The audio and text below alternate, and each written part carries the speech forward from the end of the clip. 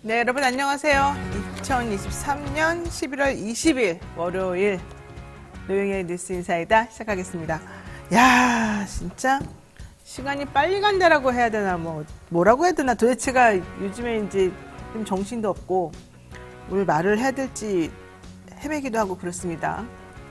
아침에 나오는데 그래도 어제보다는 좀 덜 추웠는데 영상 4도 정도 되더라고요. 그저께 지난주에는 영상 1도, 영상 0도 이랬는데 좀 따뜻한 것 같아요. 내일은 또 일교차가 엄청 크게 벌어진다 이런 얘기도 나오니까 확실히 추울 때 좀 옷을 따뜻하게 입어야 되겠구나 이런 생각도 좀 했습니다.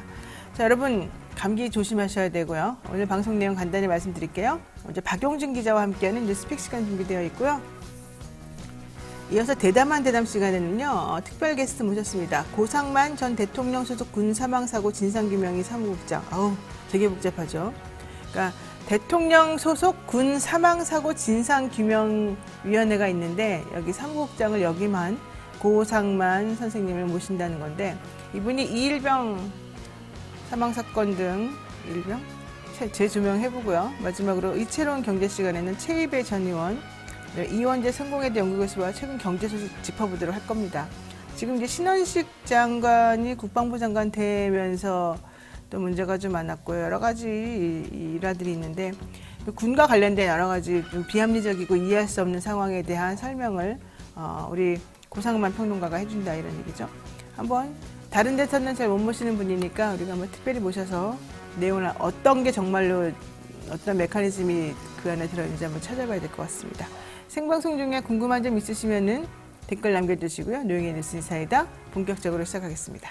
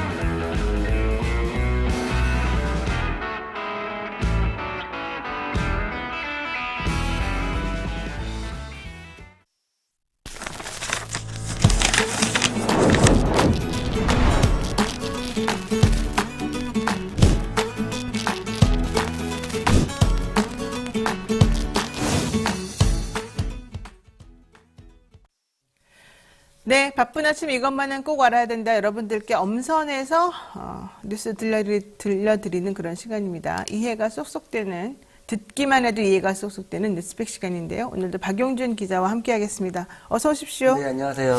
그 뉴스를 선정하는 기준이 있습니까? 그래도 좀 저희 독자분들에게 그래도 이것만은 좀 아셨으면 좋겠다. 좀 이런 거를 이제 전체 뉴스를 보면서 그 중에서 선택하고 있습니다. 본인이 좀 취향이나 가치관이나 이런 게 반영되는 건 아닙니까?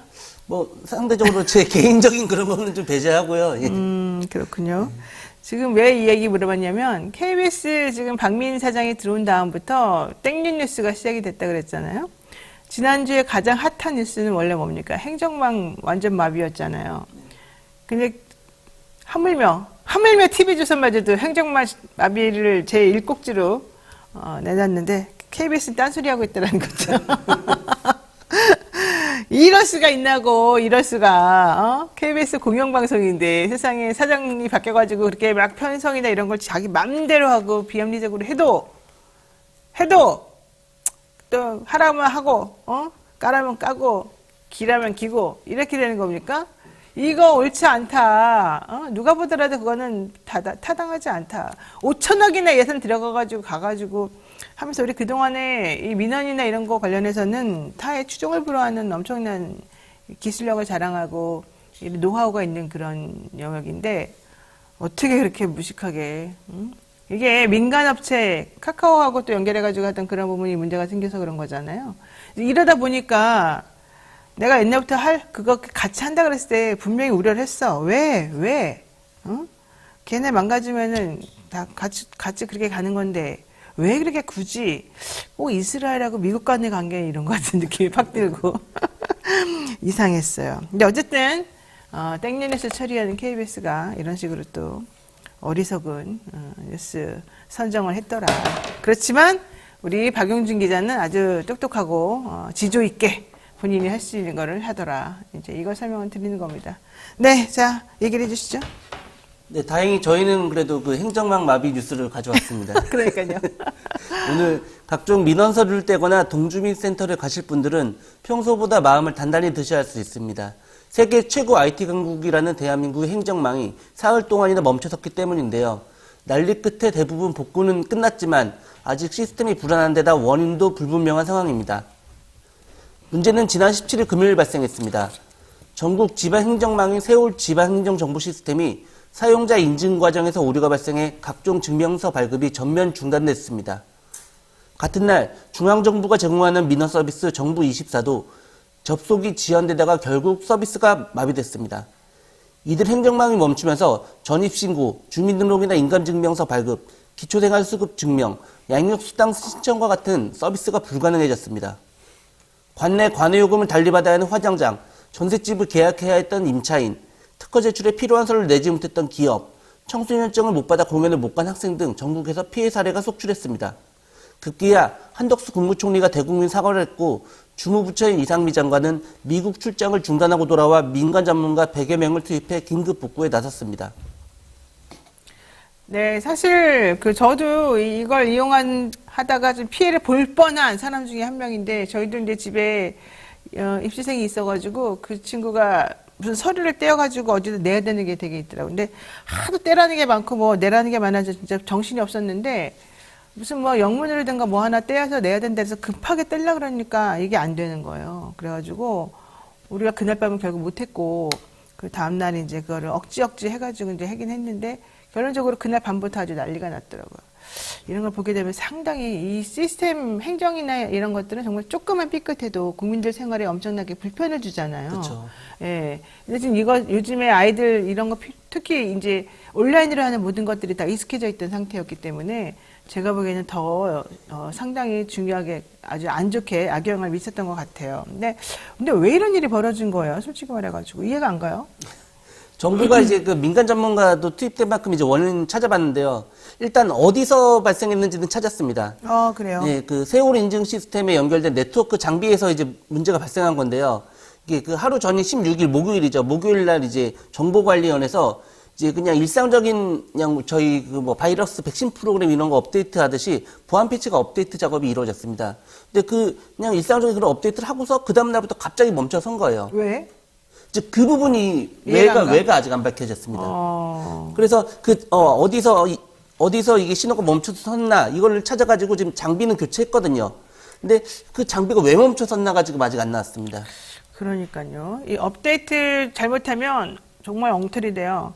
근데 결국에는 그러니까 현상은 해결했지만 원인은 잘 모르겠다는 거죠. 그렇죠. 지금. 이게 그냥 패치 자체가 그 업데이트하는 패치 자체가 문제일 수도 있고 아니면은 업데이트한 프로그램이 다른 프로그램 충돌했을 수도 있고 뭐 한쪽에서 또 해킹 가능성도 얘기하지만 아직 해킹은 자체는 희박한 것으로 알려졌습니다. 맨날 사람들 쓸데없이 첩보 작전 너무 많이 보나 맨날 해킹 얘기하는데 실제 해킹보다는 이렇게 그냥 프로그램 호환이 잘 안 되고 그다음에 업데이트 할 때 쓰는 그 아주 그냥 작은 그 패치 이런 것들이 문제인 경우가 더 훨씬 많아요. 그리고 짤데기 없이 무슨 음모론, 전략 이런 거 좀 생각하지 맙시다. 근데 중요한 건 이제 행정망이 이렇게 마비가 됐으면 그에 상응하는 뭔가 위기관리 매뉴얼이 있어야지 국민들이 혼란스럽지 않은 거잖아요. 그렇죠. 이게 가능해요? 예. 원래 이제 문제가 발생하면 당연히 백업망이 있거든요. 예, 그걸 하면 되잖아. 그래서 백업망이 작동을 하고 그 사이에 이제 몇 시간, 그래도 며칠이 아니라 몇 시간이죠. 이제 몇 시간 내에 이제 그걸 고쳐야 하지 이제 이제 우리 국민들이 불편을 안 겪을 텐데 이게 실제로 그렇지 않았죠. 백업망은 작동하지 않았고 그리고 우리는 3일이나 지금 그거 없이 버티면서 이런 불편을 감수해야만 했습니다. 그래도 그나마 주말에 일어났기 때문에 다행인 거예요. 만약에 평일에 일어났었어 봐요. 주말이니까 사람들이도 좀 그 수요가 덜해서 그나마 나은 거지. 만약에 월요일에 일어났었으면 큰일 날 뻔했어요. 자, 근데 문제는 대책 마련이지 않겠습니까? 여기 보면은 주말에 끼어 피해가 상대적으로 적었고 디지털 플랫폼 정보가 아직 조성 단계 중에 있다. 2026년도에 행정서비스가 통합 플랫폼으로 만들어지게 되면 아주 더 난리가 날 것이다. 이제 이랬는데 이렇게 될 때 만약에 또 누군가가 한 방을 딱 잘못해가지고 이런 일이 벌어지게 되면 그때는 피해가 더 커지잖아요. 어떻게 해야 돼요? 대책이 있어요? 그렇죠. 이게 이런 실제로 문제는 작은 부분에서 발생한 거거든요. 이게 네, 큰 문제가 맞아요. 아니라. 네. 근데 이런 작은 부분만으로도 전체 시스템이 멈춰설 정도면은 다음에는 어떻게 할 거냐. 그러니까. 이게 더 지금 우리가 정부 부처 간에 그런 벽을 허물고 모든 걸 디지털로 전환하자. 정부를 아예 그렇게 디지털 정부를 만들겠다.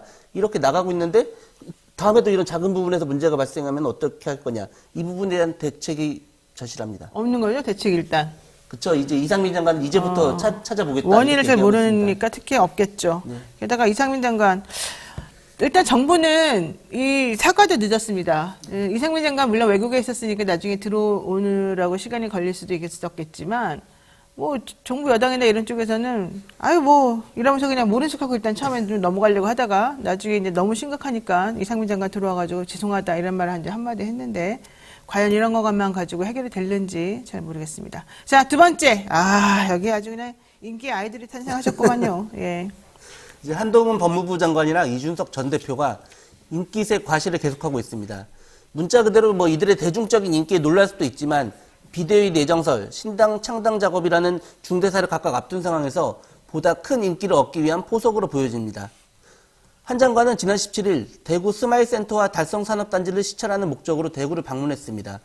한 장관이 나타나자 시민들이 몰리면서 이제 사진 촬영 그리고 사인 요청하고 이런 일들이 벌어졌는데요.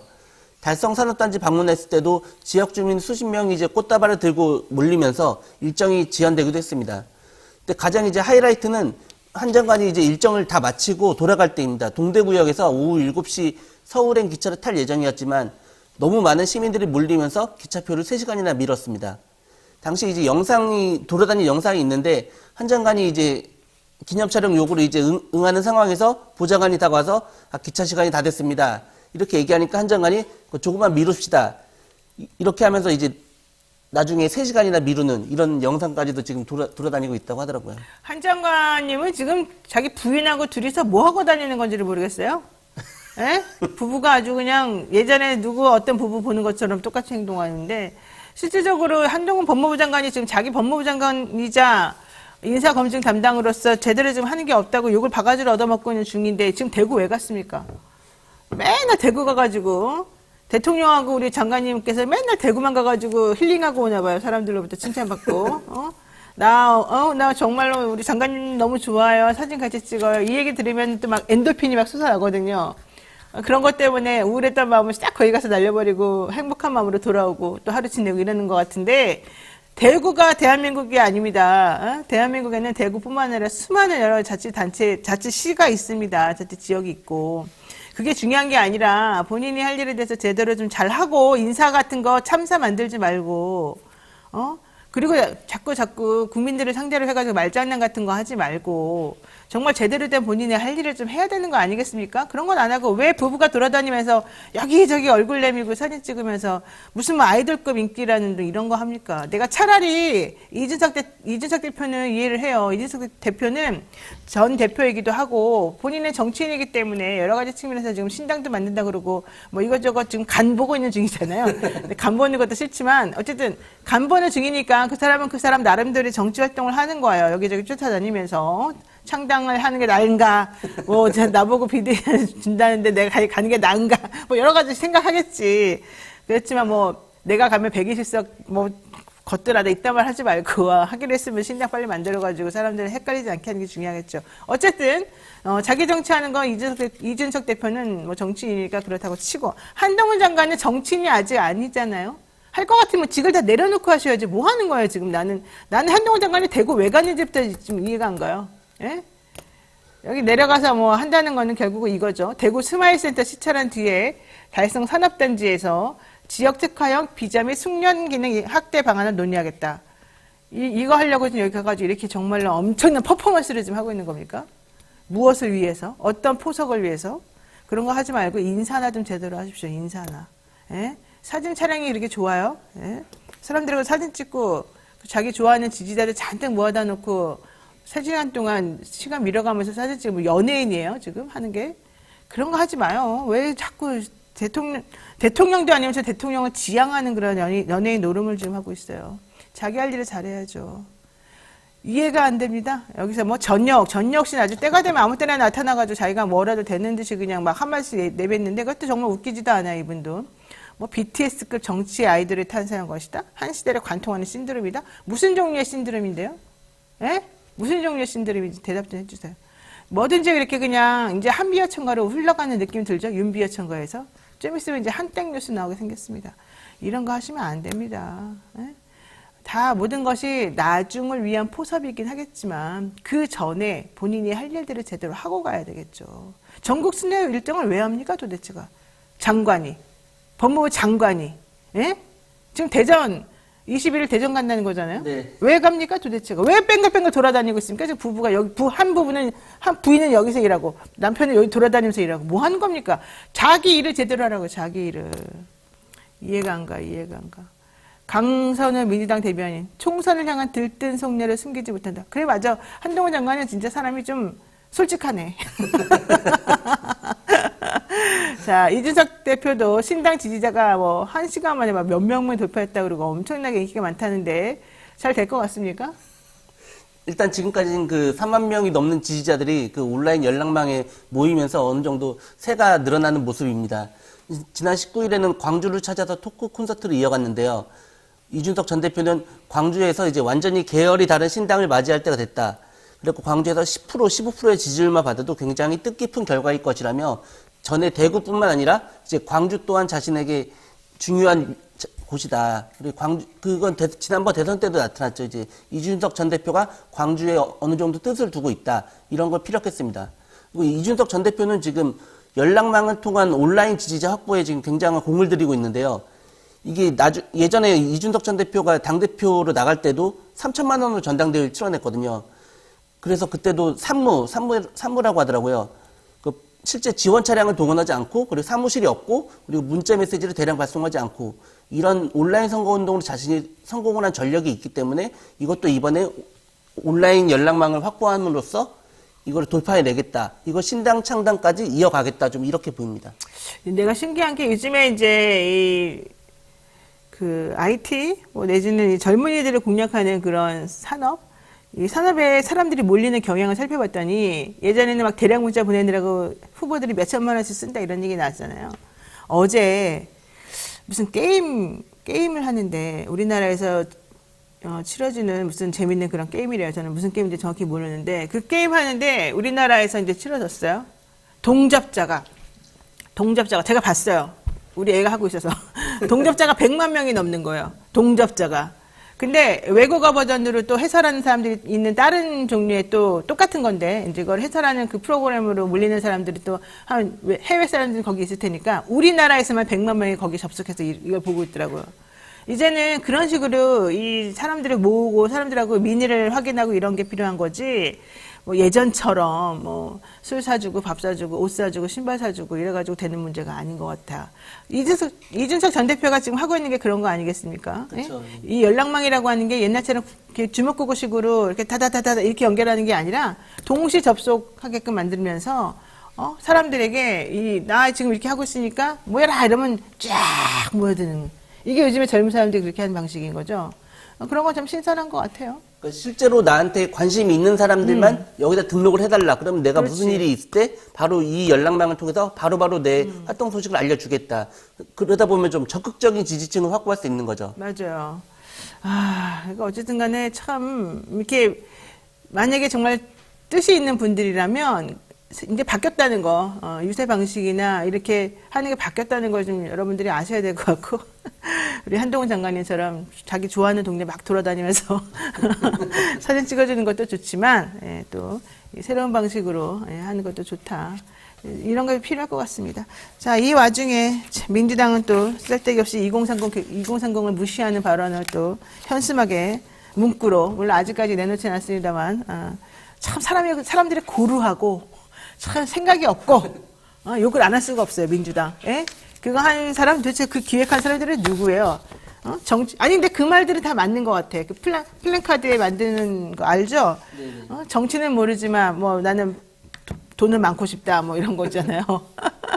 다 맞는 말이긴 한데, 2030 세대를 완전히 무슨 대가리를 만들어가지고, 바보로 취급하면서 그렇게 하는 건, 물론, 의도는 좋은데 의도가 나쁘다는 것까지는 아닌데 이게 어떻게 받아들여질지 상대방이 어떻게 공격할지 생각하면 너무 경솔했다 이런 생각이 드는데 좀 머리를 씁시다. 사람들 머리를 좀 쓰고요. 내가 너무 답답해가지고 여기 앉아있을 수가 없어. 내가 쫓아가가지고 한마디씩 해주고 싶어. 거기 보니까 뭐 누가 뭐 기획했고 뭐 누가 뭐 홍보 담당했다 하는데 아우 정말 답답해. 내가 짜증나가지고 주말에 내가 착한 일을 많이 해서 좋은 기분이었는데 갑자기 그거 생각하니까 안 좋아졌어요. 자, 오늘 여기까지 해야 될 것 같습니다. 박용진 기자 수고 많으셨어요. 네, 감사합니다. 네, 생방송 댓글 참여 계속해서 부탁드리고요. 저는 잠시 후 대담한 대담으로 돌아오겠습니다.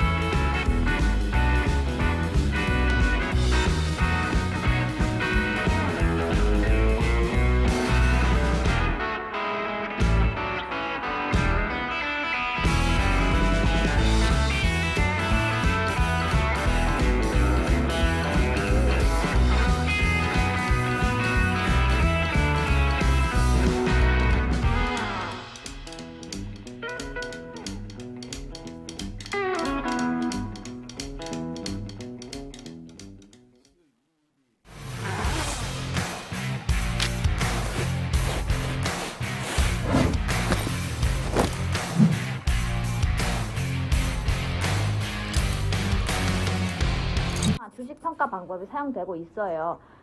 다 들어봤죠, 이거? 이건 기본이잖아. 이거 모르는 사람 있어? 자, PAR 뭐야? 하는 거. 그치. 그게 주당 시장.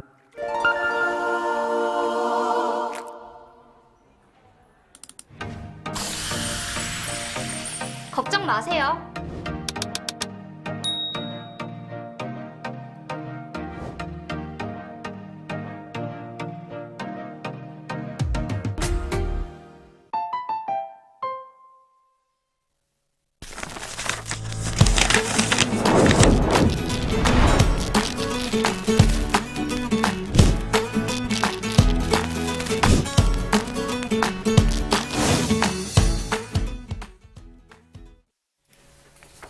네, 산삼의 본향인 함양 지리산 자락 800고지에서 농약 한 방울, 비료 한 톨 없이 오로지 자연의 힘으로만 자란 야생삼, 지리산 산양산삼입니다. 이 지리산 산양산삼 파는 회사에서 나한테 상 줘야 돼요. 내가 이거 얼마나 좋아하는지 여러분들의 내 진심을 꼭 알려주고 싶어요. 사포닌 함량이나 효과는 자연산삼하고 진배가 없다 이렇게 얘기를 하고 있고요. 7년근 뿌리, 잎, 열매 한 뿌리를 모두 한 병에 담았습니다. 39만 원에 2박스를 드린다는데 여기에 사은품까지 드리면 한 박스에 15만 원인 셈이어서요. 홍삼 값으로 산삼을 먹는 겁니다. 여러분 이거 왜 비싸지 생각하시면 안 돼요. 이거 홍삼이 아니라 산삼이에요. 산삼. 예? 산삼의 효과 여러분 잊지 마시고요. 자, 늘 피곤함을 느끼는 분, 나. 손발이 차가운 분, 나. 손은 안 차갑고 발이 차가운 사람. 넘치는 활력과 기력이 필요한 분, 나. 여러분들도 한번 해보세요. 다 자기 얘기예요. 사랑하는 부모님, 지친 남편과 아내를 위해서 뭔가 선물해주고 싶은 사람, 나. 지리산 천연의 기운을 꼭 먹고 싶은 사람, 나. 여러분들 스스로에게 먼저 사주고, 좀 기회가 되면 다음 달에 더 열심히 모아가지고 또 그분들 사주고, 이렇게 합시다. 우선은 나부터 먼저 삽시다. 자, 혈당 케어와 장 케어를 동시에 할 수 있는 100% 발효 특허 제품 당장 케어 한 박스. 이건 45일치라 그러는데요. 이것도 역시 이번 11월 말까지 사시게 되면 특별 증정해 드린답니다. 혹시 제가 이 선전해가지고 산 사람들 있어요? 산 분들? 그럼 한번 손 좀 들어보시고 그분들 어땠는지 좀 알려줘 보세요. 아, 이거 되게 중요한 겁니다. 자, 전화 문의는 1666-1080, 1666-1080. 네이버에서는 산삼 순백으로 검색하시면 됩니다. 여러분들 이제 환자게 됐잖아요. 스스로의 건강을 스스로 챙기고요. 제가 어제 공원에 가서 저희 동네 공원에 가가지고 부모님 모시고 운동을 했는데 운동하기도 너무 딱 좋은 날이었지만 운동에 그렇게 열심히 사람들이 많더라고요. 여러분들 그렇게 뜨겁게 운동하시고 건강 챙기시고 산삼 순백 드시고 이러시면 될 것 같습니다. 자, 오늘은 또 요즘 정말 정치권 오늘 이 얘기를 안 할 수 없는 그런 상황. 저희가 오늘 특별 게스트 왜 모셨는지 한번 들어보시면 이해가 될 겁니다. 우선 고상만 평론가 모시겠습니다. 어서 오십시오. 네, 안녕하세요. 네. 고상만입니다. 저희 방송은 처음이신 거죠? 예, 처음 나왔고, 평소 뵙고 싶었던 우리 노영희 변호사님 여기서 뵙게 돼서 정말 반갑습니다. 좋아요. 예, 서로 이렇게 칭찬하고 이런 거 행복합니다. 지금 그 최상병 사건 의혹부터 38년 전에는 이일병 사망 사건이 있었어요. 예, 군 관련 얘기들이 사실 몇 년 내내 끊임없이 계속 나오고 있습니다. 그래서 이쪽 분야 전문가죠. 특별히 고상만 전 군 사망사고 진상규명위 사무국장 모시고 군 사망사고와 관련된 이야기를 한번 들어보는 시간을 가지려고 합니다. 우선 그러면은 우리 고상만, 지금 이제 평론가라고 제가 부르겠습니다. 네. 고상만 평론가님은 왜 이쪽 계통에서 일을 하시게 된 겁니까, 처음에? 제가 98년도에 처음 천주교 인권위원회에서 활동가로 일을 하게 됐어요. 천주교 인권위원회? 거기서 여러분들이 많이 기억하시는 그 아버지가 쓰리스타 장군이었던 김척 장군의 아들 그 김훈 중위가 판문점에서 사망한 사건이 있었죠. 이른바 적과의 내통으로 알려져 있는 그 사건을 제가 처음 제보를 받았고 그래서 판문점 김은중이 사건 특별합동조사단 민간 자문위원으로 참여하면서 이후에 이제 나도 군에서 아들을 잃었다고 하는 이등병의 엄마 500여 명을 만나게 됐습니다. 500명이나 돼요? 아들을 잃은 엄마들이 군에서? 우리나라에서 1948년도 군 창설 이래 지금까지 복무 중 사망했으나 국가로부터 아무런 예우를 받지 못하고 사망한 군인이 한 얼마쯤 될 것 같으세요? 잘 모르겠어요.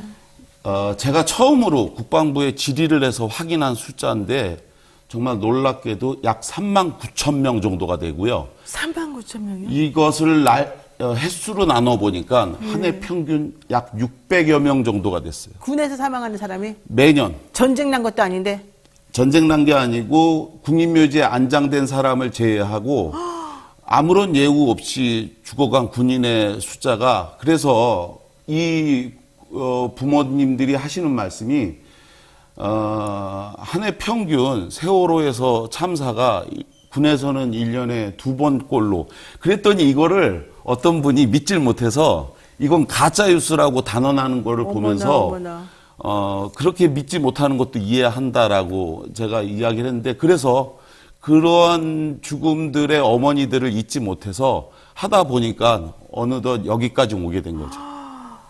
세상에 웬일이에요. 그러니까 어쨌든 처음에 인권위원으로서 활동을 하면서 시작했는데 이쪽 계통의 일이 너무 끔찍한 걸 알게 되고 좀 더 열심히 파봐야 되겠다 해가지고 여기에 하게 된 거예요. 오게 된 거죠. 자, 그런데 왜 군 사망사고 진상규명위 전 사무국장이 된 거죠? 이제 없어졌나요? 아니면 본인이 나온 건가요? 지난 9월 13일자로 우리 위원회가 만 5년간의 법적 활동 기간을 종료하고 위원회가 문을 닫게 된 거고요. 원래 한시적이었어요? 위원회가 한시적 기구로 출범을 했고 지난 2018년 9월 13일 날 출범을 해서 5년간의 활동을 끝냈는데 사실 이게 이제 말이 안 돼요.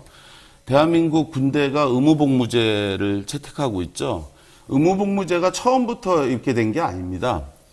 6.25 전쟁이 터지면서 이전까지는 의무복무제가 아니었어요. 근데 6.25 전쟁이 터지면서 그 후로 지금까지 의무복무제가 유지되고 있는데 사실 이 법을 만들 때 연극 이등병의 엄마라고 하는 걸 제가 만들었었어요. 제작하고 기획했는데 당시 2,800여 명의 후원자들의 도움으로 이 연극을 만들었던 거예요. 아까 방금 말씀드렸던 것처럼 약 3만 9천 명의 비순직 군인들 이분들을 국립묘지로 안장해 주기 위해서 캠페인 차원에서 이 연극을 만들었고 그 연극의 도움으로 네.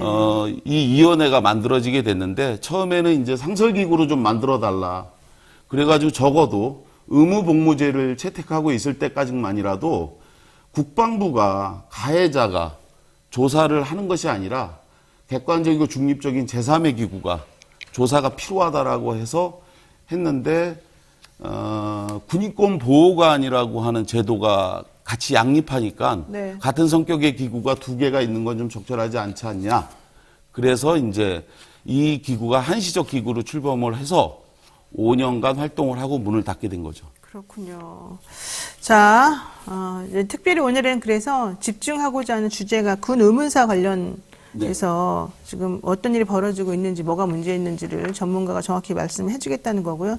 특히 이게 왜 문제가 됐냐면, 이번에 뭐 최상병 사건 의혹도 있었지만은 이일병 사망 사고라고 해서 38년 전에 있었던 사건이 있었습니다. 이게 최근에 신원식 국방부 장관이 임명되는 과정에서 또 이제 불거지게 된 얘기이기도 한데요. 이런 얘기들이 정확히 무슨 일인지 한번 살펴보기 위해서 얘기를 합니다. 자, 신원식 국방부 장관, 이분이 장관으로 임명되기 전부터 이분 장관 임명되면 안 됩니다. 이런 얘기가 계속 있었습니다. 네. 예, 왜냐하면 이 사람이 부하 직원들이 그렇게 지키지 못하고 자꾸 부하 직원들이 사망한 것에 은폐하려고 하고 남에게 떠넘기려고 하고 이제 이런 얘기가 있었다는 겁니다. 이런 사람이 장관이 되면 되겠습니까? 이제 이런 얘기였던 거예요. 설명 한번 들어볼까요? 많은 국민들이 이 내용을 모르고 있어서 네. 그래서 사실은 너무 안타까운데 정말 충격적이고 놀라운 사건이에요. 네. 바로 저희 군사망사고 진상규명위원회가 제보를 받아서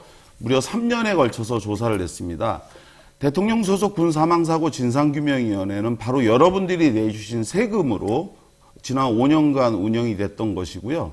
우리 위원회에는 경찰과 검찰의 조사관이 파견을 와서 조사를 했습니다. 파견. 네. 예, 그리고 또 우리 위원회에서 자체로 채용된 조사관들이 약 150여 명, 그래서 무려 350여 명의 연인원 조사관들이 와서 엄정하고 치밀하게 조사를 해서 그 결론을 내린 겁니다. 그리고 국가 권력에 의해서 확정된 결론입니다. 자, 무슨 일이 있었던 거냐? 1985년, 지금으로부터 38년 전에 당시 포천 승진훈련장이라는 곳에서 8사단 공지합동훈련이 실시됐었어요. 공지합동훈련은 하늘과 땅에서 동시에 작전이 수행되는 것인데 이 과정에서 박격포 2발이 발사가 됐습니다. 그런데 지금의 국방부 장관이 당시에 이 부대에 중대장으로 근무를 하고 있었어요. 그런데 바로 이때 박격포 발사 명령을 담당하고 있는 업무를 이 중대장이었던 신원식 씨가 맡고 있었는데 이 중대장이었던 신원식 씨가 정확하게 무전으로 화기 소대장에게 사거리를 몇 미터를 쏘라고 하는 명령을 내렸어야 돼요. 신원식 씨가, 그러니까 신원식 당시 중대장이 화기 소대장에게 정확히 지시를 내려야 되는데 사거리를 몇 미터를 쏘라고 정확하게 무전으로 지시를 했어야 되는데 네. 그게 아니라 네. 멀리 한 발을 쏘라는 황당한 지시를 했어요. 멀리 한 방을 쏘라?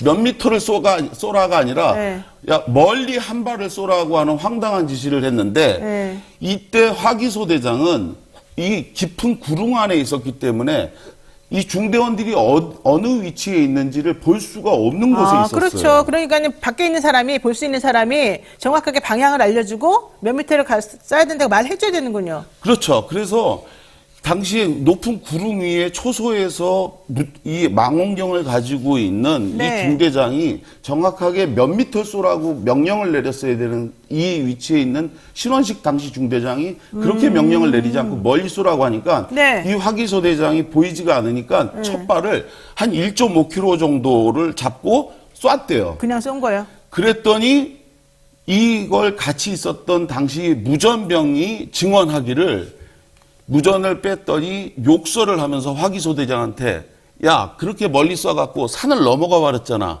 라고 하면서 두 번째 명령을 내리길 뭐라고 내렸냐 이번에는 짧게 쏘란 말이야 라고 명령을 내렸대요. 이번에는. 짧게 쏘라고? 예. 어쨌든 몇 미터 이런 것도 아니고 어느 방향도 아니고 또 이번에도 사거리를 얘기하지 않고 멀리 쏴서 산을 넘어가랬으니 두 번째 발은 짧게 쏴라. 문제는 짧게 쏘라고 한 두 번째 탄이 이번엔 너무 짧게 쏴서 바로 이 이일병의 발밑으로 떨어져서 그만 사망하는 것을 당시 같이 훈련을 했던 전우들이 본 겁니다. 아니 근데 중대장이면 그 자기 대원들의 안전을 가장 중요하게 생각해야 될 텐데 예. 사람이 없는 것으로 일단 쏘라고 알려줘야 되는 거잖아요. 그게 정확한 작전인데 네. 너무나 어처구니 없는 일이 벌어진 거예요. 와. 그런데 네. 문제는 그 다음이에요. 더 큰 문제가 더 큰 발생한 문제가 것은. 있어요. 예. 이렇게 사고가 났는데 사고는 어디서든 날 수 있는 거죠. 그런데 문제는 뭐냐? 그 다음에 이 일을 불발탄 폭사로 왜곡 조작을 한 겁니다. 모든 사람들이 본 이 상황을 불발탄 폭사로 입막음 조작을 한 것을 이 중대원들한테 교육을 시켜서 이것을 지난 38년 동안 진상이 밝혀지지 못하도록 그럼 그 이일병 유족이 모르도록 한 거죠. 이일병 씨의 가족들은 네. 우리 아들이 군대 가서 열심히 일하는 줄 알았는데 열심히 군 복무하는 줄 알았는데 죽었어. 예. 근데 왜 죽었는지 모르는데 군대에서 이렇게 설명하는 거죠. 당신의 아들은 죄송하게도 불발탄이 갑자기 탁 터지는 바람에 목숨을 잃었습니다. 이건 불강력이었습니다. 이랬다는 거예요? 사람들은 순직이라고 하면 다 그냥 일반 순직으로만 알고 있거든요. 네네. 근데 순직에도 여러 유형이 있는데 이 이일병의 네. 유족들은 지금도 순직 구항으로 되어 있어요. 순직 구항은 뭐냐면 구항이 뭐예요? 네. 자기 실수에 의한 사망입니다. 아, 즉, 이 이일병은 사실은 일병이라고 되어 있지만 이분은 입대한 지 3개월밖에 안 된 이등병이었어요. 이등병이겠죠. 근데 사망 후에 추서가 돼서 일병이 된 것 뿐이고요.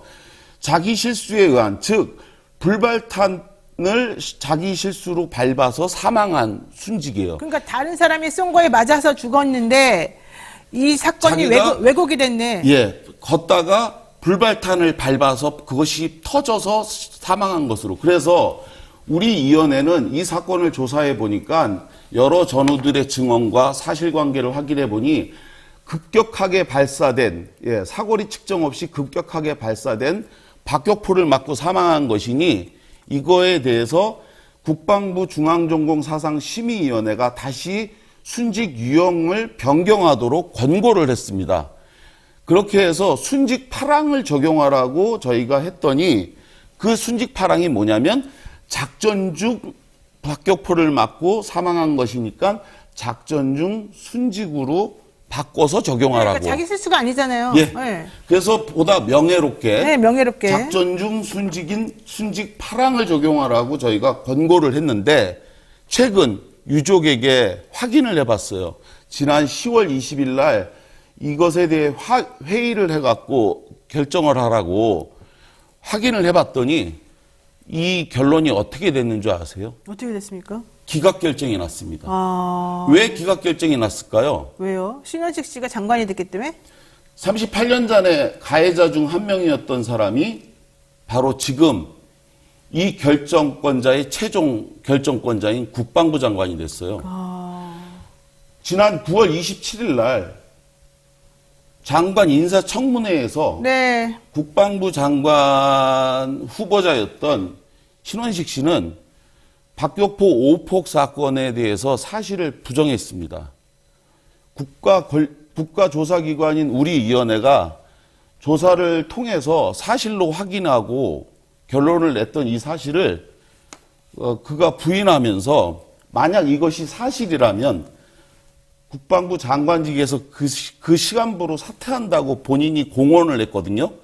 그런데 만약 그것을 본인이 사인을 한다면 자신이 장관직에서 사퇴를 하는 상황이 되는 거죠. 그렇죠. 이거는요, 제가 이런 생각을 했습니다. 이런 막장 드라마도 정말 이게 가능한 막장 드라마일까 싶은 정말 네. 어처구니 없는 일이 네. 현실에서 벌어지고 있습니다. 아니, 솔직히 생각해 봅시다. 우리는 후방에 있고, 이제 군대는 또 특수한 상황이기 때문에 우리 내용을 잘 모르니까, 나라가 우리 생태 같은 아들들 데려다가 나라를 지키기 위해서 좀 데려가겠습니다. 죄송합니다. 이러면서 이제 데려가잖아요. 그래서 이제 군대에서 복무하고 우리나라의 국방을 튼튼하게 하는데 기여한다. 이러면 또 마음으로 이제 우리는 그래도 불안하고 그렇지만 그래도 나라를 위한 애국적인 마음으로 그걸 당연한 국민의 의무라고 생각하고 협조하고 하죠. 의무를 좀 이행하는 건데 지금 1년에 아무 이유도 없이 600명씩이 그냥 죽어 넘어가고 지금까지 3만 6천 명이 죽는 상황이라고 한다면 3만 9천 명이 죽는 상황인데 그 이유가 뭔지도 정확히 모르고 모르죠. 이유가 밝혀져도 그것이 또 잘못된 혹은 누군가의 과실이나 누군가의 불법 행위를 덮기 위한 방식으로 이게 이루어진다고 한다면 사실은 끔찍한 건데요. 문제는 그런 식으로 조작하고 왜곡하고 상황을 틀리게 만들었던 바로 그 사람이 지금 현재 이 군의 국방부의 수뇌가 돼버린 상황. 이것만은 좀 이상하지 않냐. 사실은 더 놀라운 거는 네.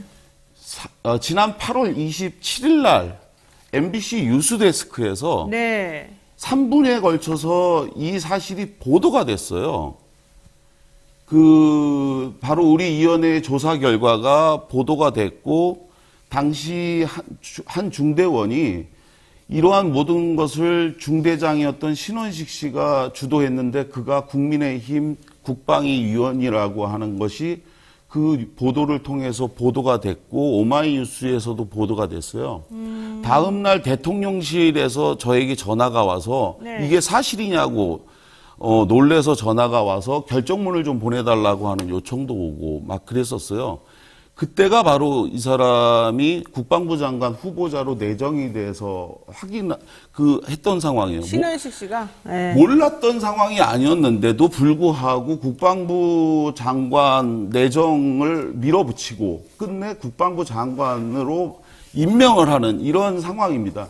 저는요, 이게 말이 되냐는 겁니다. 방금 우리 노영희 진행자께서 말씀하신 것처럼 우리의 아들의 목숨을 전쟁이 아니라면 안전하게 다시 돌려보내줘야 될 책임은 바로 국방부 장관에게 있는데 네. 아버지와 같은 그러한 마음으로 지켜줘야 될 그런 사람이 어떻게 이러한 논란과 의혹, 그런데 사실은요, 제가 지금까지 수없이 많은 제하인사 장준하 선생 조사관도 했고, 지금 존속살해 연무기수로 지금 수용자 중에 유일하게 재심이 되고 있는 김신혜 씨 사건, 이런 것도 제가 직접 제보를 받아 여기까지 해왔던 사람이고, 그래서 제가 늘 버릇처럼 하는 말이 진실을 밝히겠습니다라고 하는 말을 하는 사람인데, 이번에는 제가 달라요. 진실을 지키겠습니다라고 하는 말을 하고 있어요. 국가기관이 이미 진실을 밝힌 사안인데 네. 어떻게 국무위원이 이 진실을 유린하고 있어요. 그래서 제가 혼자서 지금 말하고 떠들고 다니고 있는 상황인데 그러네요. 진실을 지켜주십시오, 국민 여러분. 어떻게 여러분이 내주신 세금으로 밝힌 진실을 권력의 힘으로 유린하고 또 이걸요, 여러분, 지금 무려 6명의 제보자가 이 사안에 대해서 증언을 해줬는데 그분들이 연세가 몇 살인 줄 아십니까? 20대, 30대, 40대가 아닙니다. 무려 환갑이 된 분들이에요. 네. 38년 전에 군복무를 했던 분들이 한결같이 그날의 본 진실을 얘기하고 있는 거예요. 그런데 그분들을 중대장이었던 그 사람이 정말 아니야 그거 오해야 라고 한다면 만나서 오해를 푸는 과정도 없어요. 그냥 고소를 했어요. 이게 말이 됩니까? 그런 사람이 지금 국방부 장관을 한다는 게 정말 피를 토하는 심정으로 정말 국민 여러분들한테 이 진실을 말씀드리고 싶어서 제가 정말 호소드립니다. 이건 아닙니다. 자, 신원식 씨가 이제 장관 후보자로 내정이 되고 나니까 이일병 사건이 사실은 새롭게 조명이 되면서 네. 여기에 대해서 밝혀라. 그때 네가 가해자로서 상황을 왜곡하고 거짓된 진실을 뿌려대지 않았느냐 이제 이렇게 얘기를 했어요. 네. 그랬더니 신원식 씨가 나는 모르는 일이다. 무슨 헛소리냐 이제 이랬어요. 예. 그러고 나니까 무슨 소리야. 우리 증인도 있는데 그 당시 그 일을 네가 함구시키고 조용히 시키게 만들었지만 결국 진실은 밝혀지게 돼 있어. 우리 증인들이 여기 이렇게 쫙 많아라고 했어요. 그래서 그 얘기를 MBC나 오마이뉴스에서 보도를 했어요. 예. 그랬더니 신원식 씨가 MBC나 오마이뉴스나 제보자나 관련자들을 몽땅 다 고소했다는 거잖아요. 명예훼손으로. 그것도 아닙니다. 그것도 아니에요? 어떻게 됐어요? MBC는 고소를 또 안 했어요. 아, MBC는 또 뺐습니까? 그러니까 이 고소가 일관되지도 않아요. 우리 법조인이신 노영희 변호사님께서 아마 들으시면 기가 막힐 거예요. 사실은 더 적나라하게 보도를 한 건 MBC거든요. 네, 근데 왜 MBC 뺐어요? 그래, 제가 묻고 싶어요. MBC 뉴스데스크하고 10월 10일 날 보도한 PD수첩은 오히려 더 적나라하게 이걸 보도했는데 거긴 또 고소를 안 했고요. 네. 오마이뉴스와 그리고 제보자와 저만 고소를 했어요. 아, 고소 지금 당한 상태예요, 또? 예. 아, 우리 방송도 또 고소 당하는 거 아니에요? 요즘 매우 위험한데. 네. 그런데 네. 또 제가 또 인터뷰를 했던 또 매체는 또 고소를 안 했어요. 그게 왜 그러냐? 제가 곰곰이 생각해 보면 네. 첫째는 자기가 장관이 되기 전에 이 인터뷰한 사람들만 고소한 것 같고 두 번째는 너무 목격자와 관련자와 증인이 많으니까 이거를 다 하기가 너무 곤란한 것 같아요. 왜냐하면 본인이 진실의 늪에 빠진 것이라고 저는 보고 있습니다. 이게요. 이게 사실은 본인이 누구보다도 진실을 알고 있지 않습니까? 네. 그래서 저는 이 사안과 관련해서 결국은 지금 추가로 더 많은 분들이 나오고 있는데 한 가지만 말씀을 드리면 당시 아까 말씀드렸던 무전병이 있지 않습니까? 이분이 새로 증인으로 나왔는데요. 이 무전병이 왜 중요한 분이냐면 당시 유일하게 사건이 발생할 때 중대장 옆에서 같이 서 있었던 유일한 분이에요. 초소 제일 높은 곳에서 유일하게 중대장과 같이 있었던 분인데 이분은 우리 위원회 조사 때 협조해주지 않았던 분이기도 해요. 근데도 어떻게 이렇게 됐어요? 근데 이분이 8월 바뀌었네? 27일 MBC 뉴스데스크에서 신원식 의원이 발언한 내용을 보고 격분을 한 거예요. 바로 사건 내용을 부인하는 걸 보고 그 후에 제보자에게 전화가 왔대요. 조병장님, 이거는 해도 정말 너무하네요. 하면서 화가 나서 그래가지고 그분이 하면서 그 후에 모 매체하고 인터뷰를 하면서 그리고 나서 PD수첩하고도 인터뷰하면서 거기서 한 말이 뭐냐? 내가 거기서 분명히 봤습니다. 이 말 한마디만 할게요. 화기소대가 쏜 박격포를 맞고 이일병이 사망한 거 제 두 눈으로 분명히 봤습니다. 그리고 제가 마지막으로 하고 싶은 말은 이 말 한마디입니다. 신원식 그 양반 해도 너무합디다. 이런 그 추가 제보자가 지금 중대원들이 추가로 더 나오고 있어서 지금 언론이 또 추가로 인터뷰를 하고 있는데요. 제가 정말 여러 사건들, 지금까지 수없이 많은 사건들을 하고 있는데, 네. 이 사건과 관련해서 저는 정말 살아있는 양심을 보고 있습니다. 여러분, 국민 여러분들이 이분들 좀 지켜주실 것을 부탁드리겠습니다. 그래야 되겠어요. 자, 근데 최근 최상병 사망 사건 무마 의혹도 계속해서 여기는 무마하려고 그러고, 여기는 밝히려고 그러고, 네. 지금 이렇게 서로 싸우고 있는 중이거든요. 네. 이거 어떻게 보십니까? 그럼 최상병 사망 사건도 그러면 누구 말이 맞아요? 저는 85년도 이 사건을 제대로 밝혔다면 2023년도 최상병 사건도 벌어지지 않았을 텐데 군인권 운동을 오래 했던 사람의 입장에서 보면 그야말로 데자뷰 사건이다. 그때도 명령을 잘못 내린 지휘관 때문에 벌어진 사건이고 이번 역시 지휘관이 잘못 내린 명령이거든요. 그렇죠. 예. 근데, 지휘관이 네. 옷을 구명조끼를 입지 않고 그냥 내려가라고 한 그거 말도 안 되는 지시로 했는데 그 후에 이 잘못을 은폐하기 위해서 여러 조치를 잘못 내린 거잖아요. 네. 확실하게 단언 내릴 수 있는 내용 한마디는 뭐냐면요. 신원식 장관이 지금 이 자리에 있는 상황에서는 최상병 사건 절대 진상규명될 수 없습니다. 아, 그래요. 왜냐? 바로 지금 이 사건이 본인의 85년도 사건하고 너무 똑같기 때문입니다. 지난 9월 8일 날 네. 국방위 전체회의에서 신원식 당시 의원이 뭐라고 얘기했는지 아십니까? 사병의 목숨 물론 중요합니다.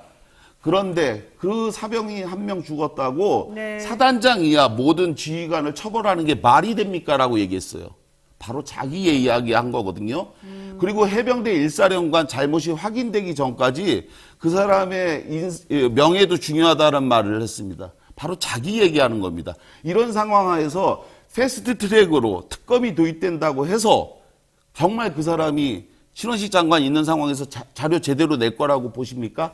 저는 신원식 장관 그 자리에 있는 상황 하에서는 절대 최상병 사건 진상규명 될 수 없다고 보거든요. 네. 따라서 저는 군인 사망 사건은요, 어떤 상황에서도요, 이건 정치적 사안이 아닙니다. 대통령께서 이 사안 국민의 눈 엄정하게 보셔야 됩니다. 네. 진상규명을 위해서는 정말 공정하고 객관적인 장관으로 즉각 임무를 교체하시는 것이 정말 정권을 위해서도 필요한 일이라고 저는 말씀드리고 싶어요. 자, 이런 억울한 사건이 발생하지 않기 위해서 지난 2018년 9월 14일 문재인 정부 하에서 출범을 했던, 그래서 지난 9월 13일까지 5년간 운영되었던 대통령 소속 군 사망사고 진상규명위원회가 있었는데, 이 위원회가 결과적으로는 끝났어요. 대통령이 이제 현재 대통령이 이걸 더 오케이를 안 해준 거죠, 연장을. 네. 자, 이러니까 너무 억울하고 속상하고 힘들어서 연극을 만드셨다면서요, 이등병의 엄마라는. 이등병의 엄마라는 연극은요, 네. 자식을 잃고도 사실은 울지도 못하는 엄마들의 이야기예요. 그 엄마들에게 마음껏 무대에서라도 좀 우시라고 연극을 만들었던 겁니다. 야, 팜플렛에 이게 나오네요. 저는 군대에 아들을 보낸 죄인입니다. 이등병의 엄마입니다. 이러시는데. 엄마들이 나중에 그런 얘기 하더라고요. 차라리 그 도망쳐서 탈영이라도 하라고 했어야 되는데, 군대를 보내는 게 당연한 건 줄 알았던 어리석은 엄마였다는 것, 그 이야기를 하시면서 엄마들이, 근데 우울증이 있었던 엄마들이 10일 동안 연극 무대에서 진짜 펑펑 우시고. 아, 어머님들이 직접 하시는군요. 9명의 그 진짜 엄마들이 올라가서 정말 펑펑 우시고 나서 그 엄마들의 표정이 다 밝아졌어요. 그게 정말 보람이 있었고, 그 연극을 그 당시에 김정숙 그 문재인 대통령 여사께서 당선되고 불과 일주일 만에 처음으로 외부 행사에 오셨어요. 그래서 덕분에 이 연극이 굉장히 큰 사회적 이슈가 됐고, 그 힘으로 군사망사고 진상규명위원회가 만들어졌고, 그 덕분에 모두 1860건의 그 사건이 접수가 돼서 그 중에 약 1200여 건의 비순직 군인이 새롭게 진상규명 결정을 받아서 군인묘지에 안장이 됨으로써 유족들의 한이 풀리는 그러한 결과가 이어졌습니다. 정말 그래도 좀 정리가 돼서 그나마 다행입니다만, 저도 이제 좀 있으면 군대 보내야 되는데, 난 당연히 군대 가야지 이랬는데, 야, 왜 고위급 관리자들이나 공무원들이나 방구증 낀다는 사람들이 군대 안 가고 애들 다 빼려고 그런지 이제 드디어 이해를 했습니다. 이런 상황이면 사실 누가 애를 보내겠습니까? 이런 사회 너무 싫습니다. 믿을 수 없는 사회. 나라가 국민을 지켜주지 않고 국민들이 이렇게 그냥 내몰리고 총알바지가 돼야 되는 이런 상황 너무 싫습니다. 이런 나라에서 어떻게 아이들에게 너 나라를 위해서 애국해, 너 의무야, 이렇게 말할 수 있겠습니까? 오늘 말을 들으니까 너무 속상하고요. 앞으로 이제 이미 없어졌지만 다시 군 사망사고 진상위원회 다시 한번 또 좀 뭐 어떤 형태로든 다시 부활시켜서 좀 제대로 된 시스템을 갖추고, 가해자가 최소한 잘 먹고 잘 살고 끝까지 올라가고 이런 거는 안 했으면 좋겠다. 이게 제 얘기입니다. 마지막으로 한 말씀 하실까요? 마지막으로 제가 드리고 싶은 말씀은 이거예요. 가해자가 피해자를 조사하는 것은 전 세계 어디에서도 없는 일입니다. 네. 그런데 가해자인 국방부가 피해자를 심사하고 있는 것이 바로 지금 국방부고요. 그러다 보니까 바로 최수근 상병 사건도 바로 그래서 논란이 벌어지고 있는 거거든요. 지금 순직과 관련해서 국방부는 완벽하게 손을 떼야 합니다. 이번에 박정훈 수사단장이 최소한의 그 일을 하다가 바로 사단장은 그렇죠. 빼라 마라라고 하는 논란이 벌어진 거 아닙니까? 바로 지금 객관적이고 중립적인 조사기구인 대통령 소속 군 사망사고 진상규명위원회와 같은 이런 기구가 상설기구로 조사를 해야만이 여러분들의 자식이 군에 갔을 때 그 진상을 온전히 아실 수가 있게 될 거예요. 네. 내 일이 아니라면 누구의 일이든 상관없다. 그런데요, 제가 지금까지 만난 500여 명의 군 유족들의 공통점은 그거였어요. 그 불행이 내 일이 될 줄은 정말 몰랐다였거든요. 그렇죠. 여러분, 관심 가지고 함께 해 주십시오. 그래야지 내가 불행해지지 않습니다. 네, 정말 말씀 듣다 보니까 이 나라 젊은이들에게 부끄러운 엄마 아니었나 이런 생각이 갑자기 드네요. 죄송스럽고요. 지금이라도 열심히 활동하셔가지고 또 새로운 진실을 밝혀주시면 감사하겠습니다. 지금까지 고상만 군 사망사고 진상규명위 사무국장 함께했습니다. 고맙습니다. 고맙습니다. 네, 마음이 좀 안 좋습니다. 잠시 기다리시면 대담한 대담, 또 이채로운 경제 같이 한번 해보겠습니다.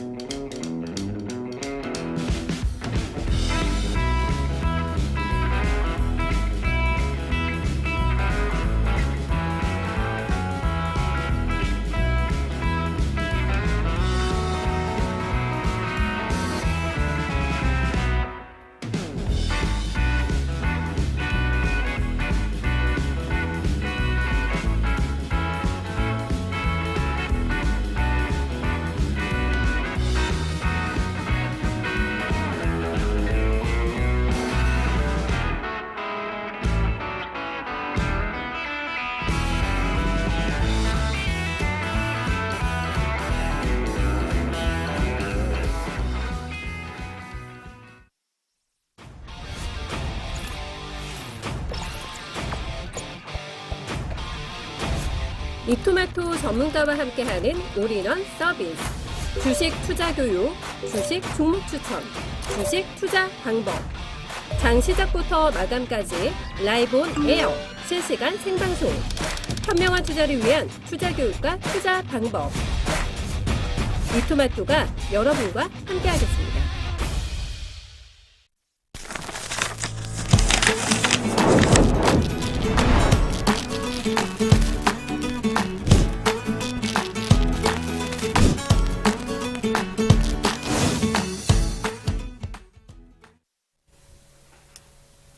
네, 매주 월요일 어렵고 딱딱하게 느껴지는 경제 소식을 이해하기 쉽게 짚어보는 이채로운 경제 시간입니다. 최이배 전 의원 그리고 이원재 성공회대 연구교수 함께하겠습니다. 두 분 어서 오십시오. 안녕하세요. 안녕하세요.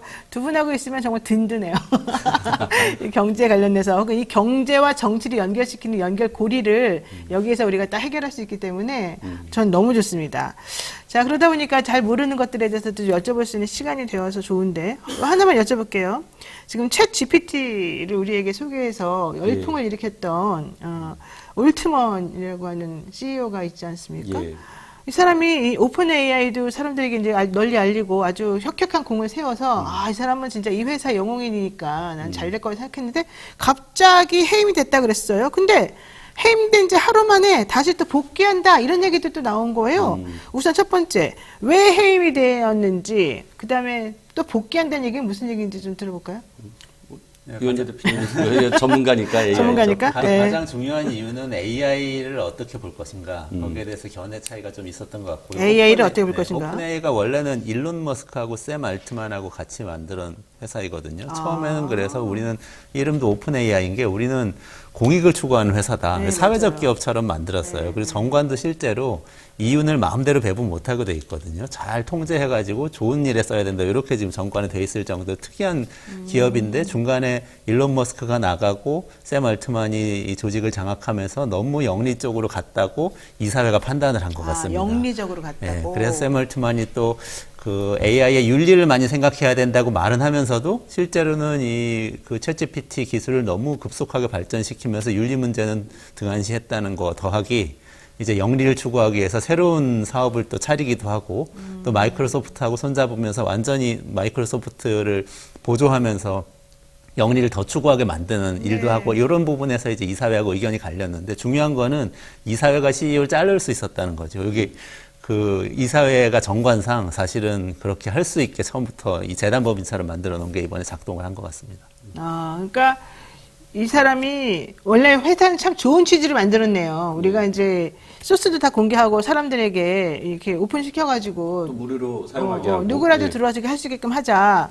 그러니까 사실은 이게 엄청난 시장인데 그렇죠. 그걸 그렇게 예. 그냥 딱 주다 보니까 또 내부적으로 이제 시간이 지나면 지날수록 이견이 생길 수밖에 없겠네요. 그래서 여기 이사회가 6명으로 구성되어 있는데요. 4명이 이제 찬성을 해서 이제 해임을 시킨 거거든요.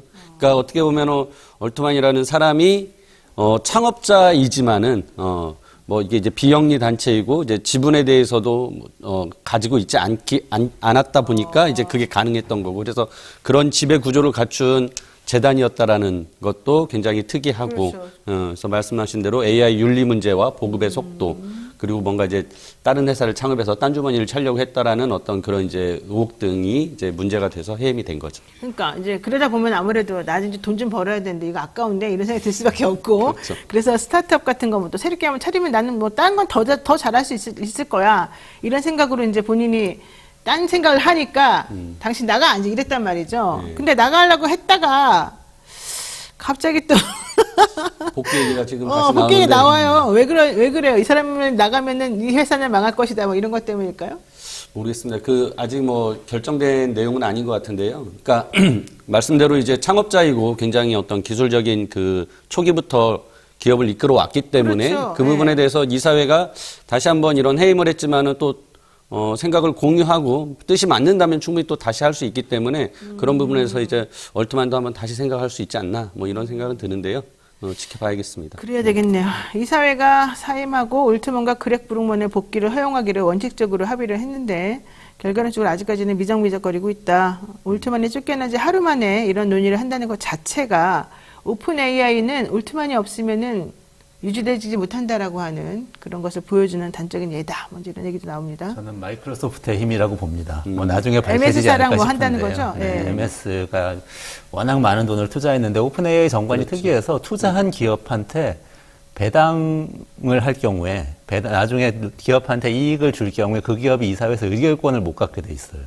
특이하죠. 그래요? 그러니까 돈 벌어 가든지 이사회에서 의결권 갖든지 둘 중에 하나 선택하라고 돼 있는데 마이크로소프트는 돈을 벌어갈 거기 때문에 이사회는 못 들어오고 그런 상태에서 근데 샘 얼트만은 마이크로소프트하고 너무 많이 이렇게 지금 연결돼 있는 연결돼 있죠. 거죠. 네. 그래서 어떻게든 돈의 힘으로 지금 또 이사회 다시 집어넣는 게 아닌가 이런 생각이 좀 그러니까 드는데. AI를 계속 개발하려면 엄청난 또 자금이 들어가야 되는데 그 돈을 대는 게 지금 이제 MS니까 예, 네. 그런 부분에 대해서 뭔가 또 타협점을 만들어낼 수도 있는 거죠.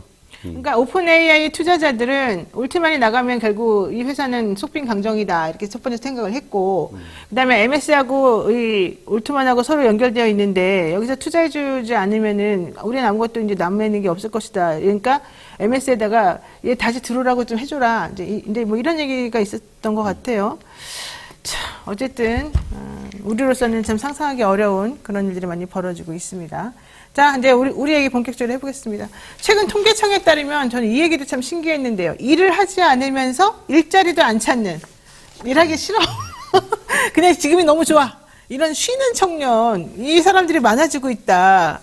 이런 얘기거든요. 우선 쉬는 청년의 규모가 어느 정도 되기 때문에 이런 말까지 나오는 걸까요? 이번에 통계청에서 이제 발표를 했는데요. 네. 23년도에 지금 한마디로 이제 놀고 있는 청년 41만 명이라고 이제 얘기가 나왔습니다. 많습니다. 그러니까 이게 이제 한때 그 코로나가 피크를 찍었어요. 2020년에. 그러니까 계속 증가해서 피크를 찍어서 44만 명까지 갔었는데 다시 좀 줄어들었거든요. 그래서 3만 명대로 떨어졌는데 다시 올해 40만 명대로 네. 다시 이제 늘어나서 이제 통계청에서도 이 부분에 대해서는 좀 더 좀 심각하게 보는 취지로 이제 보도 자료를 냈고요. 지금 이제 일하지도 않고 또 취업을 하려고 노력하지 않나 어떻게 보면 취업을 이제 포기한 이 청년들이 늘어났다라고 하는 것 중에서도 이제 왜 그랬는지에 대한 이제 분석들이 더 중요하겠죠. 그렇죠. 예, 네. 그래야 정책이 이제 대안이 나올 테니까요. 그래서 그런 부분들을 좀 면밀히 이제 통계청에서 발표를 해줬네요. 그러니까 지금 우리가 청년이라고 부르는 사람들은 15세에서 29세 정도의 이제 연령을 가진 분들인 것 같아요. 근데 이분들이 한창 이제 일을 해야 되고 그럴 때잖아요. 근데 특별한 이유 없이 그냥 아무런 구직 활동을 하지 않아. 그리고 그런 구직 활동을 안 하는 기간이 점점 늘어나. 그리고 구직 활동 안 하는 것에 대해서 별 죄책감이나 불편함을 안 느껴. 이게 이제 현상이라는 겁니다. 그리고 계속 쉬겠다. 그냥 괜찮다. 이런 생각을 한다는 거죠. 이게 원래는 코로나 때는 특수한 상황이기 때문에 왜냐면 바깥에 활동을 못 하니까. 그래서 코로나 때 잠깐 늘어나는 아주 일시적인 현상이라고 생각했는데 코로나 끝난 다음에도 지금 계속 이게 되고 있다는 거잖아요. 이렇게 된다면 왜 이럴까 이제 봐야 돼요. 자, 이분들은 왜 쉬려고 그러고 왜 직장 찾을 생각을 안 합니까? 이게 코로나 빼고 생각해야 되거든요. 아, 2016년에서 2023년 이렇게 딱 보면은 26만 명에서 41만 명으로 늘었단 말이죠. 근데 네. 같은 기간 동안에 청년의 숫자는 줄었어요. 사실 줄잖아요, 지금. 그러니까 950만에서 850만으로 줄었거든요. 그러니까 사실 네. 거의 2배 가까이 늘어난 거라고 봐야 되기 때문에 이거는 제가 보기에는 트렌드입니다. 그러니까 네. 어떤 한두 가지 문제 때문에 생긴 게 아니고 계속 늘어나는 거예요. 근데 이번에 통계청에서 조금 불완전하게 노동부에서 했나요? 그 조사를 했는데 거기 약간 힌트는 있습니다. 청년들 쉬었다. 그냥 쉬었다고 대답한 청년들만 대상으로 설문조사를 진행을 했는데 첫 번째 이유는 원하는 일자리 찾기가 어렵다. 이게 한 33% 되고요. 그리고 두 번째 이유는 다음 일을 준비하고 있다. 이게 24%입니다. 근데 준비할 때 뭔가 공부를 하거나 학교 다니거나 그러면 쉬었으면서 빠지거든요. 근데 네. 그냥 혼자서 준비하고 있다는 거예요. 그럼 이게 무슨 뜻이냐? 정책적으로 보면 이런 겁니다. 첫째, 기업이 청년을 성장시키지 못해요. 그러니까 들어가서 이 사람들이 지금 그 전에 일자리 경험도 있고 원하는 일자리 찾기 어렵다고 대답한다는 건 원하는 일자리 있다는 거잖아요. 그렇죠. 그리고 다음 일 준비한다는 건 다음 일 하겠다는 건데 지금은 안 간다는 거면 이게 뭐냐면은 나 혼자서 뭔가 준비를 해야 준비가 잘 되고 기업에 들어가면 오히려 대우는 제대로 못 받으면서 성장할 수 있는 기회가 없다. 학습할 기회가 없다. 이 얘기인 걸로 보이고 하나는. 그다음에 두 번째로는 이 사람들이 학교에 다니거나 아니면 뭐 우리 고용보험에서 주는 어떤 프로그램에 등록하거나 이런 게 아니고 그냥 쉬고 있는 거거든요. 이거 실업자가 아닌 거예요. 그런데 이제 고용보험 가서 실업급여도 타고 뭐 이렇게 교육 프로그램 참여하고 이러면 실업자로 잡히기 때문에 여기는 안 잡히는. 그러니까 실업자들은 구직 활동을 좀 하고 하는 사람 그렇죠. 중에서 네. 이제 들어가는 못한 거군요. 일자리가 없는 사람이 실업자인데 이분들은 네. 구직 활동도 안 하는 거기 때문에 실업자에 안 들어가죠. 그것도 싫다 이거거든요. 그것도 싫은 건 뭐냐? 정부 프로그램도 지금 실효성이 없다는 거죠. 이분들은 정부 프로그램 들어가 봐야 나한테 뭔가 도움이 안 되니까 혼자 차라리 쉬면서 준비해서 다음을 가겠다. 이렇게 좀 이해하는 게 그럼 제일 나은 삶에 것 같습니다. 의욕이 없다 뭐 이런 얘기입니까? 근데 이제 아마도 이제 근로소득보다는 다른 소득, 뭐 코인 이런 그렇죠. 코인, 주식 이런 이제 자산 소득에 대해서 아마 그런 걸 활동을 하고 있을 거라는 추측이 돼요. 그러니까 이제 전혀 소득이 없이 살 수는 없잖아요. 그렇죠. 그러니까 결국은 이제 뭐 우리가 흔히 말하는 캥거루족이 있을 수도 있겠지만 뭐 네. 그게 전부는 아닐 테니까 결국은 이제 근로소득보다는 다른 자산 소득을 취득하는 그런 활동을 하면서 이렇게 버텨가는 그러니까 이제 크게 뭐 돈 벌려고 하기보다는 계속 꾸준히 일해서 돈 벌기보다는 좀 그렇게 자산 소득을 취득하려고 하는 것이 아닌가라는 생각이 드는데 아무튼 이런 분들이 근데 생산성 있는 일자리로 다시 끌고 와야 되는 게 이제 국가가 네, 해야 될 네. 일이고 정부가 그런 정책들을 이제 내야 되는 거죠. 그래서 그런 이제 정책들이 과연 뭐가 나왔는지 이번에 뭐 발표는 했는데 제가 보기에는 뭐 계속 뭐 똑같은 거 이제 재탕 삼탕 하고 있어서 말씀대로 실효성이 없는 정책들을 또 계속 반복하는 건 아닌지 우려가 되죠. 그러니까 쉬는 기간이 길면 길어질수록 오히려 질 좋은 일자리에 취업할 가능성이 점점 낮아진다는 거예요. 왜냐하면 그 미래를 위해서 내가 지금 현재 노력하고 투자하느라고 시간을 쓴다 이러면 모르는데 그게 아니라 그냥 만연히 쉬고 있다는 거거든요. 만연히. 그렇게 되면 점점 이제 사회로부터 유리가 되고 사회에서 필요한 게 뭔지에 대해서 점점 감이 둔해지게 되고 자신감도 없어지게 되고 새로 유입되는 친구들하고 경쟁하면서 경쟁이 밀리게 되고 그러니까 결과적으로는 질 좋은 일자리는커녕 점점 나락에 빠지는 그런 현상이 벌어지는데 그게 지금 요즘 젊은이들 사이에서 벌어지고 있는 일이다 이런 얘기란 말이죠. 그러면 한편으로는 그냥 왜 일자리가 없지? 요즘에 여기저기 나가서 보면은 조선족들이나 외국인들이 차지하고 있는 일자리를 보더라도 일자리 자체가 없는 건 아닌 것 같은데 그렇다면 혹시라도 하기 싫은 일자리하고 하고 싶은 일자리가 두 가지가 있는데 좋은 일자리만 편한 일자리만 찾기 때문에 이런 거 아닐까? 이렇게 생각해 볼 수 있지 않습니까? 그러니까 이제 우리가 흔히 말하는 일자리 문제, 이거 미스매칭 문제라고 하는데요. 이제 구직자는 일을 구하는 사람은 좋은 일자리 없다라고 하고 구인 기업은 사람이 없다. 서로 이제 그러니까 이게 안 서로 맞는 안 거 맞는 미스매칭이잖아요. 거예요. 네. 그러니까 이게 이제 눈높이 차이인데요. 이 눈높이를 맞추는 작업들을 정부도 오랫동안 이제 여러 가지 시스템을 운영해 왔는데 별로 이제 실효성이 잘 없다라는 거죠. 그래서 네. 제가 이제 경기도 일자리 재단 대표이사를 하면서 이걸 이제 면밀히 분석을 해봤는데 네네. 이런 거예요. 그러니까 우리가 그 민간에서 뭐 어느 정도 스펙이 있는 분들은 자기 취업을 해요. 뭐 대기업이나 금융기관 아니면 공무원 시험을 보거나 공공기관에 다 취업을 알아서 하거든요. 근데 그렇게 이제 못하는 사람들, 그러니까 이제 약간 취약계층이라고 흔히 말하는 이제 그 분들은 공공의 영역에서 뭔가 서비스를 해줘야 돼요. 그게 이제 가장 중요한 게 직업 상담과 직업 훈련이거든요. 네. 그리고 이제 직업 상담이라는 건 결국 취업 알선을 해주는 거예요. 구직자와 구인기업을 연결해주는. 근데 이거를 해주는 게 우리가 공공기관의 워크넷이라는 것을 고용노동부가 한국고용정보원을 통해서 지금 시스템 운영하고 있는데, 워크넷. 예, 이 워크넷에 좋은 일자리, 그러니까 우리가 이제 뭐 괜찮은 일자리라는 용어를 쓰거든요.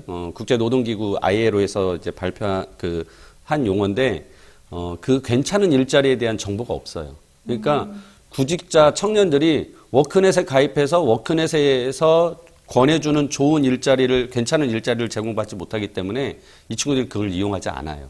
그러니까 서로 이제 그게 지금의 어떤 문제고, 그래서 제가 이제 가장 중요한 거는 그런 워크넷에 괜찮은 일자리 정보가 있어야 된다. 그래서 네. 제가 경기도에서 중소기업 중에서도 대기업 협력업체들의 고용정보 한 1만 개를 모아가지고 그거를 이제 채용 정보를 지금 취합을 하고 있거든요. 네. 이게 이제 워크넷에 들어가게 되면 좀 그런 문제가 해결되지 않을까 해서 나름 그런 노력을 좀 하고 왔습니다. 지금 그 정부 기재부에서 내놓은 방안도 있더라고요. 쉬는 청년들이 노동시장에 들어올 수 있도록 우리가 단계별로 지원을 하겠다. 1조 원 정도 가량으로.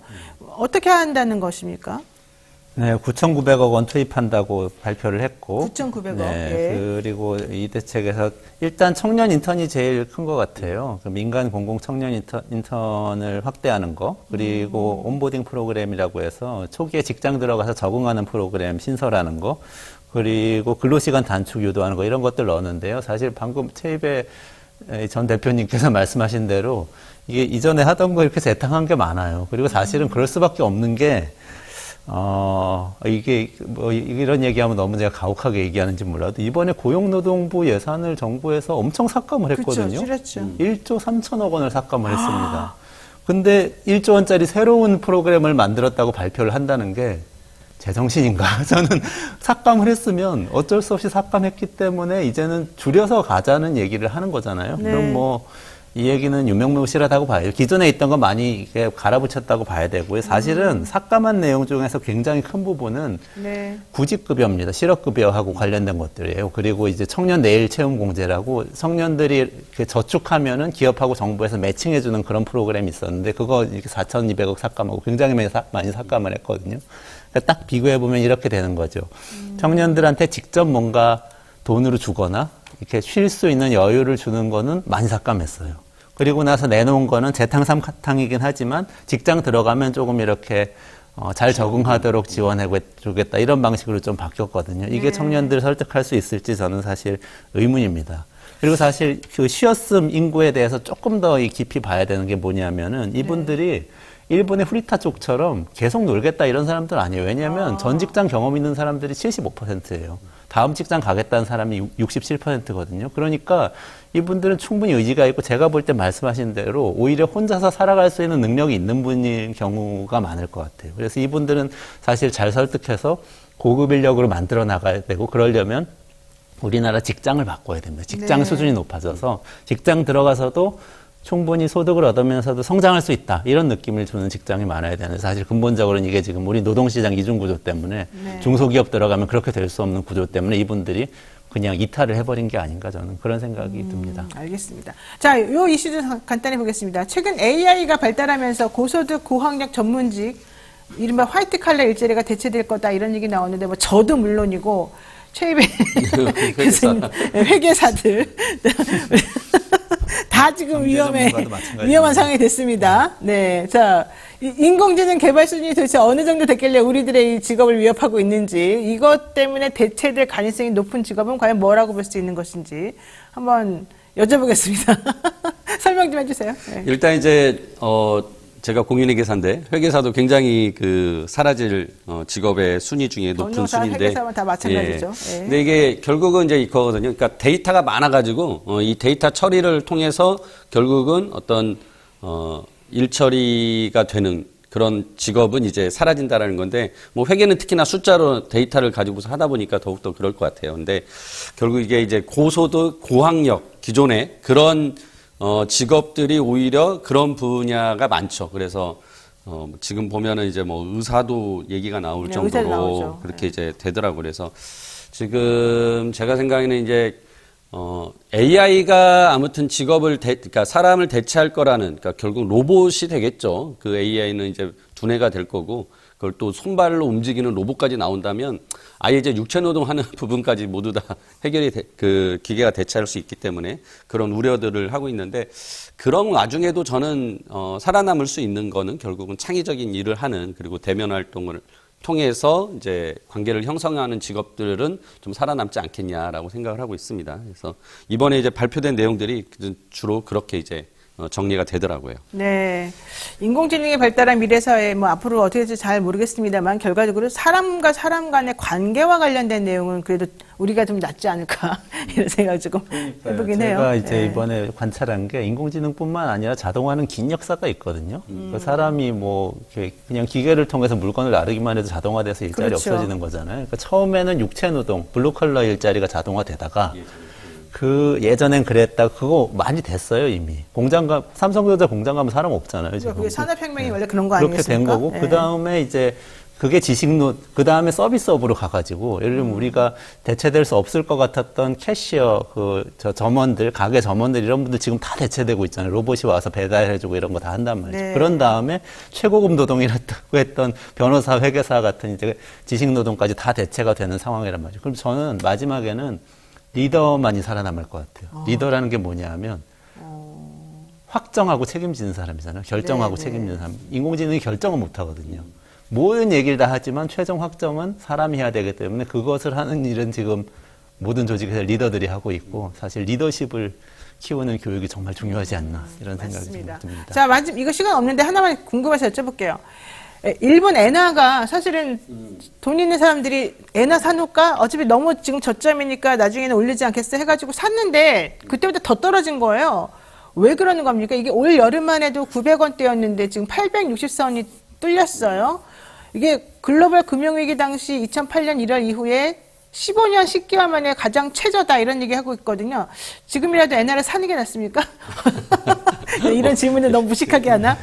원래 금리 차인데요. 예, 이게 일본 같은 경우는 거의 제로 금리 수준에서 그렇죠. 계속 그걸 유지하고 있어요. 근데 지금 이제 여러 선진국들이 코로나를 극복하기 위해서 엄청 양적 팽창을 했다가 그거를 네. 이제 줄이기 위해서 지금 금리를 다 높여가는 고금리 추세로 가고 있는데, 일본은 금리가 낮으니까 당연히 일본에 누가 투자를 안 하는 거죠. 그러다 보니까 결국 그 자금이 수요가 줄어들고 그러니까 엔화의 가치가 떨어지고 있는 현상인데, 이 현상이 지금 계속될 가능성이 저는 좀 있다고 보여집니다. 아니, 오래됐는데 또 앞으로도 또 그래요? 그러니까 이 금리 차이, 근데 물론 이제 지금 선진국들의 어떤 고금리 기조가 또 줄어들면은 그 금리 차이가 또 줄어들겠죠. 근데 아무튼 지금 현재 상황에서는 당분간은 좀 이 금리 차이가 유지가 되고 엔화가 좀 저평가되지 않을까라는 생각이 그럼 듭니다. 지금 사지 말고 좀 버텼다가 사야 돼요? 아니, 사실은 이제 일본 경제가 조금 좋아지면은 좋아지죠. 인플레이션 생기면서 이렇게 좀, 이제 또 좀 돈을 쪼이면은 엔화 가치도 올라가지 않을까, 이런 생각을 사실 많은 사람이 하죠. 했는데, 네. 이번에 경제 성장률 3분기에 마이너스 나왔어요, 일본이. 일본이? 네, 그동안에 계속 플러스 나오다가, 그래서 지금까지도 돈 풀어서 그 힘으로 버티다가 또 꺼지는 거 아니야, 이런 얘기가 나오고 있어서 지금 상황은 별로 좋지는 않습니다. 그러네. 그럼 지금 사지 말아야 되겠네. 아니, 꼭 그렇게 확정해서 말씀드릴 수는 없습니다. 상황은 별로 좋지는 않습니다. 나중에 좀 살짝 알려주세요. 저희가 투자 프로그램은 아니니까요. 아유, 여기까지 해야 될 것 같습니다. 네. 자, 두 분하고 얘기 나눠보면 항상 신박한 방향으로 정말로 경제에 대해서 순수하게 또 접근해보기도 하고, 이게 정치 상황하고 연결해서 어떻게 접근하면 되는지 또 알게 되기도 하는데요. 너무 좋습니다. 지금까지 우리 이채로운 경제 최이배 전 의원 그리고 이원재 교수 모시고 얘기 나눴습니다. 고맙습니다. 예, 감사합니다. 고맙습니다. 네. 믿을 수 있다 더 착한 보험 알려드립니다. 건강보험, 차량보험을 더 저렴하게 만나보실 수 있는 전문 보험 클리닉 업체죠. 가족이나 친척, 지인에게 묻지마 보험 가입하신 분들, 보험료는 적당한 건지, 필요한 보장은 제대로 들어있는 건지 궁금할 때 점검 받아보시기 바랍니다. 예약만 하시면 전국 어디에서든 무료로 방문 상담도 가능합니다. 상담 예약은 대표전화 1644-1236, 1644-1236이고요. 010-7613-3303으로 전화하시면 언제든지 예약 할 수 있습니다. 영친이님들 많은 관심 부탁드리고요. 전 오늘 여기까지 준비했으니까 또 내일 만나야 되겠습니다. 내일은 의사당 1번 출구 쇼미더민심 함께 하겠습니다. 여러분 또 월요일날 월요병 걸리지 마시고 오늘 또 하루 행복하게 지내시고요. 내일 행복하고 또 활기찬 모습으로 뵙겠습니다. 고맙습니다.